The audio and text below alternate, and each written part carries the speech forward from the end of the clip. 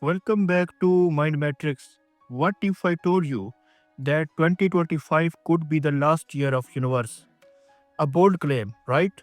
But when we look at science, history and some predictions, the idea is not as far-fetched as it seems. Let's explore the possibilities, scientific theories, ancient prophecies and even the risk humanity itself poses to our existence. Scientists proposed several ways the universe could end. The universe expands so fast that galaxies, planets, and even atoms get torn apart.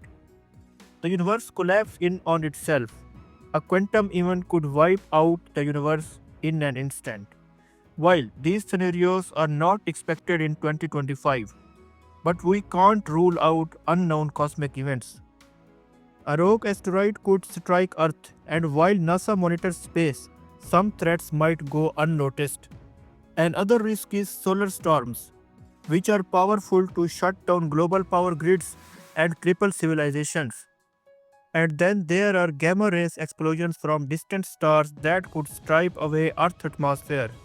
Scientists say they are rare, but if one hit us, it would be the game changer. But the biggest threat may be us. Rising global tensions could lead to catastrophic conflict. What happens if AI surpasses human intelligence? Natural disasters and resources shortage could push civilization to the edge. Many have predicted for the end of the world. For example, Nostradamus suggested a catastrophe in the mid 2020. The Mayans predicted great changes after 2012, which was just delayed. And some religious texts hint at impending apocalypse. Are these the real warnings or just misinterpretations? Will 2025 really be the last year of the universe? Probably not. But it could be a turning point, a moment where we decide our future. Yes, the universe will end one day, but for now, we still have time. What do you think? Let us know in the comments. And if you enjoyed this, don't forget to like, subscribe, and share.